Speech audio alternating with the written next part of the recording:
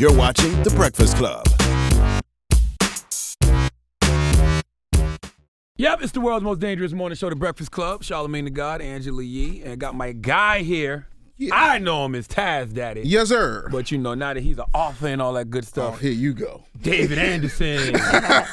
What's up, my brother? Thank you for having me, man. I'm happy to be here. I'm very happy to be here. Right. Pitch, Close, Upsell, Repeat is the name of the book. Mm-hmm. Now, I was noticing you were talking about the importance of cold calls a lot, which is something a lot of people don't do. Right. Well, the thing about a cold call is that if you can get somebody when they're not thinking about it, think about how many times in radio throughout your careers you've had to go to like a car lot or something. Right. And nobody will ever, say, oh, you know what, this morning I heard Charlamagne down there at Piper Ford and I'm going to go get a car. It doesn't happen. Right. So you have to convince people, that this is something that they need. And the best way to do that is to catch them off guard. Mm-hmm. When you've been approached by somebody, you've been waking up thinking about that guy who you decided to date. It just happened. I'm an avid consumer, I realize. Like, I'm going to give you an example of how a cold call worked for me, kind of. I was on Facebook, and I just bought my house, and I was like, I really want to build a walk-in closet, but I didn't know where to start to look for somebody who could do something like that. Right. Somebody just randomly emailed me on Facebook and was like, hey, I see you bought a house. I have this company that I work with, and they build closets, so if you need anything, and I immediately went and looked and said, oh, okay, they did a great job. They had their stuff posted online, and I actually used them. They did a lot of stuff in my house. That's what's up, man. You got to take advantage of the opportunities. And most salespeople run from cold calls, but I would say 85% of the money that I've made in sales has come from cold calling. Right. I still cold call. Now, I haven't got a chance to read my brother's book yet, but, as long as I've known Taz, he's been a motivational speaking type of guy. So is this about business? It's about business, but it's also about life. Okay. Everybody's a salesperson. I'm going to tell Angela a story. You know this story. So we're at the Conclave 30 Under 30. We got the award. Charlamagne came late, but that's all right. Yeah. That night. I had my daughter was born that weekend. Yeah, though. That's right. So that night, we decided to hit the clubs because it's Minneapolis. It's in the summer. We're like, well, there's got to be something to do. We weren't going to sit in a hotel. So we go, and there was a line like wrapped around the block. And I looked at Charlamagne. Charlamagne looked at me, and at the time, he was still with Wendy. And I said, I got this. So I said, excuse me, find me your manager. And the bouncer gets the manager. And I say, look, do you know who that is? Oh, He's God. like, no. I said, see the God. I'm like, he with Wendy Williams. Do you want these kind of problems? Why do you have him standing in this line? Are you crazy? That's him. Are you absolutely nuts? I said, that's utterly disrespectful. I'm like, Taz, stop, please. I'm sorry, boss. I got worked up. And they let it was like 5 of us in there. It's Hurricane Dan, K. Convene. They let us all in there. We got to the rooftops. George and we was drinking, Cook. George Cook. And we were drinking Ciroc and lemonade on them all night. Wow. That's called selling. That's selling. Word up. You've always been a good salesperson. Now, was that part of Charlamagne's routine to be, oh, no, stop. It's okay. Well, you got to understand, that's the first time I ever met it. Yeah. Oh, you didn't know each other? No. We had spoken like online because when I heard the Buffy the Body situation, so you're going back, 12 years, something crazy like that? Yeah, like 04. Yeah. I reached out to him on MySpace, so this tells you how long it is. What was the Buffy the Body situation? I interviewed her in Columbus, South Carolina, and just told her she needs to get her life together, and what is she going to do with herself when her body deteriorates? And she told me I would never be. And I told her my mouth was going to get her father in her butt, so I think I was accurate. What? And it's true. So I hit him up like, yo, I hear you going to Wendy. I said, that's an awesome opportunity. I'm also a graduate of the Wendy Williams School of Technology. And, we've been talking ever since. And that was the first time we ever been in the same space, but we followed similar paths. Mm-hmm. So, when you know people in your tribe, you know how it is. See, Taz he had a radio background. Mm-hmm. He used to be a producer for the Ricky Smiley Morning Show. Absolutely. And that didn't end too well. No, it did not. What happened? Okay, so I'm going to tell the story for the last time. It was a situation, and let me say this. Ricky Smiley is somebody's father. Ricky Smiley is a very good human being. If it wasn't for Ricky Smiley, I would not be sitting here. Okay, that was the disclaimer, so go ahead. All right, so the bottom line is this. No disrespect. But here's the situation. And any producer worth his salt doing a syndicated show has 2 jobs. Number 1, produce the show. Number 2, be a buffer between management and the talent. So management is pulling me one way because you know how Ricky can be. So Ricky's pulling me another way, and this is also one of my best friends. Mm-hmm. So I'm caught in the middle, and I'm trying to do everything I can to help save my friend. And so at that point, they're in my ear. You got to do this. You got to do that. So I'm telling him, Rick, this is what I need, this, that, and the third. And one day it got out of hand. He misunderstood. He started saying some things, and every once in a while you can pop off. I'll take that. That's the job of the producer, but ain't gonna be too many physical threats. Wow. So that was. Ricky could take you, bro. No, I don't think so either. But he believed he could.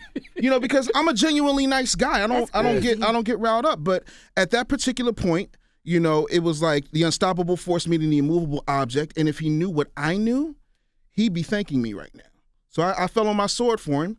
And it is what it is. How many producers has he ran through since then? Let's see. Just the ones. You mean after me? After I got him in the syndication? Mickey. I think 4. Damn. So it wasn't you. I will say this, right? And Ricky Smiley taught me this. He said, if you look at a situation and things keep changing, who's the common denominator in all those situations? Yeah. Mm-hmm. So there's that. I will say I've never met Claudia Jordan, but she was strumming my pain with her fingers. Yeah. You know what I mean? It was like, wow. Yeah. You could understand how difficult it could be. Absolutely. But that's not to say that man isn't a good man. And I mean, how can I complain? Just not the best person to work for. No, I would not work for him again, but I do miss my friend. And how can I be mad? I got an R&R award, a 30 under 30 award. I put him in the syndication in 30-plus markets. Mm-hmm. That reality show he now has, we did the pilot. That was something that we conceived. Right. So how can I be mad at that? I'm happy for that man. Word. So is that one of the reasons you decided to say, you know what, let me go ahead and be a full-fledged entrepreneur because the radio business is very unstable? Yes, that, and I have a wife and 2 children. Word. And after a while, when your guys are very lucky because you came out and went in. Meaning you had a situation like I did with Wendy, and you had satellite. Mm-hmm. So people look at you as an outsider as opposed to somebody who comes through. Radio does not like to cultivate talent and grow them up. You and I have had this conversation Absolutely. 1,000,001 times. This man created the boom format. They'll never give him credit for it. Mm-hmm. But it's one of those things where I can't sit around and do what everybody wants me to do the way they want me to be creative. So I'd rather go on my own and do what I need to do. And I got to say, honestly, thank you to Doc Winter for giving me an opportunity. My guy, Doc. Love him to death. And if he called me today, I'd come back. But other than that, I want to be able to mark my own path. So right. And you talked about your experience and your background in sales, working for ADT mm-hmm. and selling home security at first. Absolutely. And it was interesting because you really talked a lot about strategies mm-hmm. that you have to use in order to get people to want to, let's talk about the whole entire, from beginning to end, the pitch, the close, the upsell, and the repeat. All right. So basically, when you're looking at anything that you're trying to sell, you have to find your target audience. Mm-hmm. And then once you find that person, you have to find their pain. And once you know what their pain is, then you can pitch them effectively. You don't ever want to go someplace and your nails chipped. So if I've got something that's going to smooth out your nails real quick while you're on the way to the club, then I've solved your problem. I got that pain. It sells itself. Right. Closing something, you're always being closed. If you go to the gas station to put 10 on pump 1 and then you go in there just to put down your $10 bill and you say, oh, look, there's chips. Mm-hmm. There's all these things, so there's the upsell part of it. Somebody's always trying to close you and trying to upsell you. But what most people do wrong, my mother makes a better cheeseburger than McDonald's ever could. But McDonald's has a better process than my mother could ever create. So the process of what? Branding? The process of branding, the process of making a cheeseburger. You've had a cheeseburger in Monk's Corner from McDonald's. You've had one in Manhattan from McDonald's. Tastes the same, right? Yeah. That's a process, and that process is repeatable and duplicatable. So once you're able to have something down and you work out those fine-tuned things, find your rhythm, become who you are in that sales process, you're able to repeat that over and over again. A lot of salespeople get lucky once but can't follow it up. Or even in radio, you see salespeople and they do this. They have packages. Here's this. Here's that package. Go do that. That doesn't help the customer. Right. So you got to help the customer before you can help yourself. So what if there's no pain? How can you sell to somebody if they don't have pain? Then you treat them like the devil treats human beings. You sell their desires. Bottom line, there's no pain. Angela Yee is pretty without makeup, but there's a certain brand I'm sure she uses, and she's happy with. Are you pretty without makeup? I am not I'm in not this. horrifying. Lord Jesus, let me. No, she's not. Angela actually is pretty without makeup. So that's just what it is. If there's no pain, you appeal to their desire, you appeal to their urgency. Mm-hmm. And then sometimes you have to create the pain. Mm-hmm. One of the things that I like to sell a lot are digital products. So if someone says, oh, well, I've already got my SEO and my website is great, and I'm telling them that they need to be registered on like 30 different search engines to up their SEO, and they're like, well, I don't understand that. I said, well, let me ask you this. If your toilet was leaking and you needed a plumber, you'd get one, right? Well, yeah, but would you get one right now? No, but I'm telling you right now, your toilet is leaking, and here's why. You can't argue with that. Right. So, that's what it comes down to. It's interesting because some things are kind of aggressive that you talk about in this book also. And that's Taz is an aggressive guy. A little bit. Like, they call me Taz for a reason. in one instance, you talk about, normally what people say when they're undecided is, okay, well, I just have to check with my husband or check with my wife first before I can respond. That's a cop-out. Salespeople step into that. When they're saying that, let me tell you something. My wife knows if she wants something, I'm not going to object to it. And if my wife and I were talking about whatever it is, if I come into your showroom, obviously I've had that conversation already. So I wouldn't do anything that she would object to. I know my wife. I know what she would go for, what she wouldn't. Doing that is just a deflection, a smokescreen, because they're scared to pay that money. They're scared to commit. You got to call them out on it. Sign here and here. But isn't it a respect thing, though? You want your wife to be like, hey, I'm about to spend this money. Yeah, absolutely. And I do agree you should. But that's why most contracts, when it comes to salespeople, there's a period of time where you can get out of it. But, sign the paperwork and we'll deal with the rest later. All right. Now, you went to Temple, right? I did. What was your major at Temple? Broadcasting, telecommunications, and mass media with a minor in business. Do you ever feel like, do you say to yourself, I wish I would have majored in business? No, because I took business courses. I tested out of a lot of the communications classes because I was doing radio since I was 9. Wow. So they were graded on curve. Like, we got to get Anderson out of here. So I started taking B school classes. And so I don't regret that. But there are things in life that business school will never teach you. Right. So I've learned more as a businessman than I ever did in any business course I've ever taken. So no, I'm happy. Are you upset about Bill Cosby being a Temple alumni? Well, you see, I knew that was coming. Because here's the thing, right? I look at Stephen Collins. I look at Woody Allen. I look at all these horrible people who have done horrible things, and they still have their stuff in syndication on Netflix, everything else. Black people love R. Kelly. Love him. Yeah. Come on, man. He peed on a little girl. He peed on a little girl, and he married Aaliyah. Let's not run over that. Yeah. He married Aaliyah. He got with allegedly, got to be careful, allegedly George Daniels' daughter when she was underage. This man has a problem, and still millions of records sold. I'll never forget the rep from Jive told me by the time this tape drops, by the time all this happens, everybody's going to love him and forget about it. And I said, there's no way. But that's what. So when it comes to Bill Cosby, who cares about, what it does? His art should still be left alone. Maybe if he had new art that was just as on the level of the Cosby Show in a different world, maybe people would change. Well, and I also do feel like R. Kelly has been tarnished forever from that situation. He's definitely the butt of jokes, and I do feel like his career isn't what it could have been. Let me ask you this, Yee, real rap. Has Doc Winter ever had a conversation with y'all about pulling R. Kelly records? Mm-mm. Then he's not damaged. His reputation, who cares? Do you care what people think about you?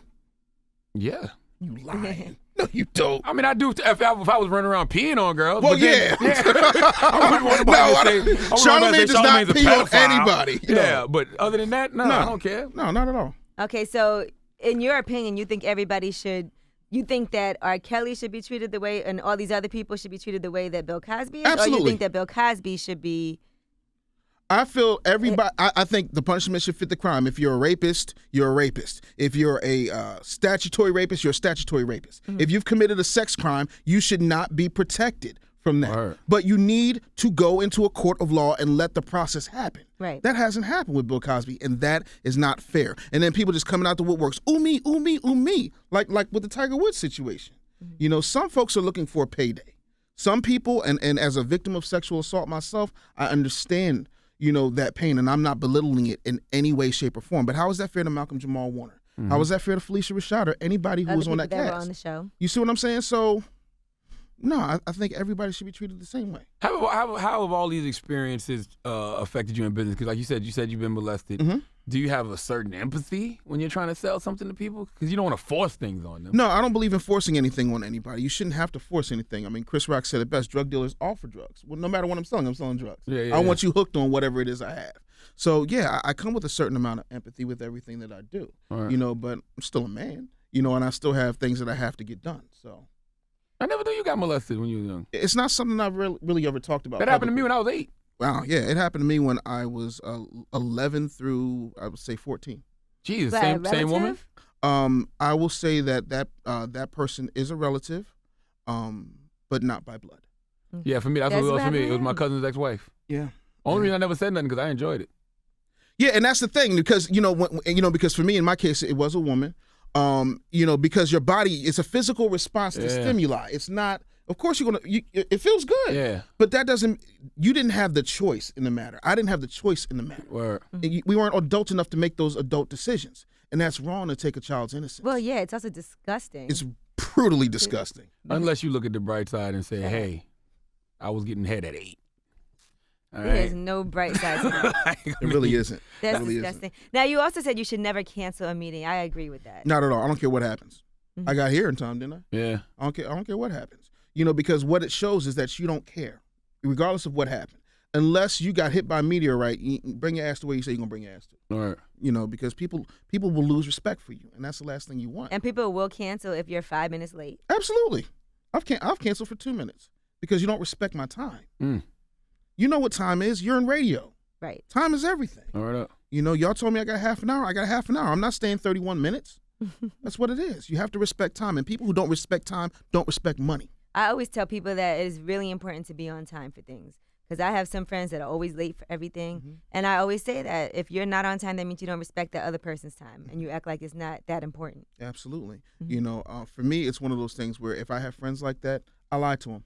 I literally tell them it starts an hour ahead of time. Because then you're going to be mad at me, but we're drinking and we're all here. I'm not going to lie. I have to do that for lip service. The girls come late every single time. And they'll be like an hour late. So now I have to tell them an hour ahead. But now they come an hour later knowing that I told them an hour ahead. This is bad. Well, now they know your secret. Now, what advice would you give the new startup owners? First thing I would say is let's not be janky. Get yourself a business license. Gotcha. And stop trying to do everything all at once. The field of dreams mentality, that's movie stuff. You have to be very concrete in what it is that you want to do as a startup. And then you want to make sure that you have enough funding to actually make some things happen. So if that means you got to put together a business plan and beg for some money or try and get an appearance on Shark Tank, do that. That would be the first thing that I would tell them. Now, that jacket is very interesting. Yes, indeed. I feel like all of those people are cutting you a check. Yes, they are. Okay. You know me. Like, what are you talking about? I'm not mad at you. You know what? I'm not mad at all. Let's see here. I'm cutting my own check, Business Bully Podcast. April Beverly actually is one of the greatest copywriters. She sells like $1 million stuff. So there's a lot of folks on here. But the beauty of this is all these businesses are Black owned. Got you. So for me that was a huge thing, and especially with like e-grassroots business and things of that nature, to see that Black folks can do things other than, rap or, shoot ball or sell weaves. Like we're bigger than that, and we're as diverse and as beautiful as anything. And we built this country. And so I want to show Black people in a positive light. Do you consult for all those companies? I would say 85% of them I consult for. Absolutely. I feel like Khaled is going to steal this idea. I feel like Khaled. You have any idea how many ideas have been stolen from me that I will never get credit for? For example, the Krayshawn situation, grand opening, grand closing. Everybody ran with that. Yeah. Everybody ran with that. Shout out to DJ Vlad. I missed my interview though, but it's cool. You know what I'm saying? Stuff like that it just happens sometimes. You think everybody has it in them to be an entrepreneur? No. I'm not gonna lie to you. Everybody doesn't. But there are people who do this. I call them the I'm about to tribe. I'm about to do it. I'm about to leave my job, but they never do. It's a slave mentality. They're so afraid of what they can't control or what they can't foresee. And you can't be that way. You got to go for it. Because what if you die tomorrow? You know what I mean? What if you get a diagnosis that you got 6 weeks to live and you got all that up inside of you? I didn't know what I was going to do. I was depressed. This man texted me one time. I'm sitting in my car crying my eyes out because I'm homeless. And he's like, yo, where you at? You been low. And I'm like, you have no idea how low I was. You know what I mean? So I don't want to leave anything. Idea. None. Because I was too embarrassed. I feel like with friends, though, I don't never want to see my friends get to that level. Let me know something. Yeah. Like, you know what I mean? And as men, I think it's a pride thing. Like, we don't want other people to know what our situation is. But, say something. Absolutely. And I will say this, the same way that, Frazier hit off Ali, this man put love in my hand more times than I can count when I didn't have anything. So if I had to pick somebody, to have my back, it's nobody better than this man. And that's real rap, and I thank you. I appreciate that, my brother. I would not be here same without here. you. I mean, it's the same thing with Taz. Taz gives great motivation. Like, he was like my ghost producer when I was doing morning radio in Philly. You know what I'm saying? And I should have took that job. I wish I had taken it. In hindsight, I should have took that job, but the salary was like $22,000. So you don't go from making $100,000 to $22,000. Yeah. I'd be sleeping on my mom's couch, but I should have took the job. That if I have a regret, it's that I didn't produce you. Because it's not always about the money, right? It ain't about the money. We could have been great We really could have been great. Same thing with That's what Rich Homie Quan and Young Thug said to each other. Best friends. We could. I hate you so much. Now you even talk about pitching as far as consensual sex. Like Absolutely. Look, here's the thing. That is a good pitch for a Temple alumni, especially in light of Bill Cosby. Consensual, I said. That's what I'm saying. Teach Consensual. Consensual No, sex. the only pills I take are for depression. No, but seriously, if you've ever had sex that was consensual, you've sold. I'll never forget this man put on his Twitter, I run my mouth and I get sex with my father's features. Yep. You know what I mean? I got married, I had to take that off. This man has sold his way to the top. That's what it comes down to. If you can convince somebody, look, I'm a fat dude. My wife was a lingerie model at one point. Mm-hmm. There's no way I should be with a lingerie model at all. But I can sell, so you got to have a golden ear, a silver tongue, and a set of brass balls bigger than anybody. Silver tongue, yeah. Absolutely. Now you say shut up, Yee. You say pitch, close, upsell, repeat. Absolutely. When do you stop repeating yourself? Like, is there ever a point where you say, all right, this ain't gonna work, they're not buying? If you're Cousin Winky and you're trying to rap in your basement and you know that you suck and everybody tells you suck, it's time to move on to something else. Right. But if you're legitimately about your business, you have to find the things that work. You have to constantly evolve and adjust. The way that, like when I was doing Clue's weekend radio show, when I was producing that, the way that I would talk to Clue is totally different than the way I would talk to Ricky. It's different than the way I talk to Wendy. So you have to be flexible enough to adjust to your environment, but you can't be stupid. So you got to know that. Like if you're trying to sell magic beans and think you're going to get a beanstalk, it's not going to happen. What about looking the part? Here's my thing. It depends. I'm not a big believer in the whole suit and tie, this, that, and the third, because who cares? There are a whole lot of salespeople that have $2,000 suits and have $100 in commissions. So while you're wearing all of this stuff that has absolutely nothing to do with your ability, you lose things. I thank God sometimes that I'm overweight because I had to develop this. And I had to develop this because I can't come with a six-pack. But then you talk about Steve Jobs also and the way that he would dress. Absolutely, because he came casual. People don't want to come. They don't want to accept somebody who's above them. Steve Jobs realized that you have to be very plain. That's why I always wear sneakers. That's why I always wear a T-shirt. I may wear something crazy. He knows about my jackets.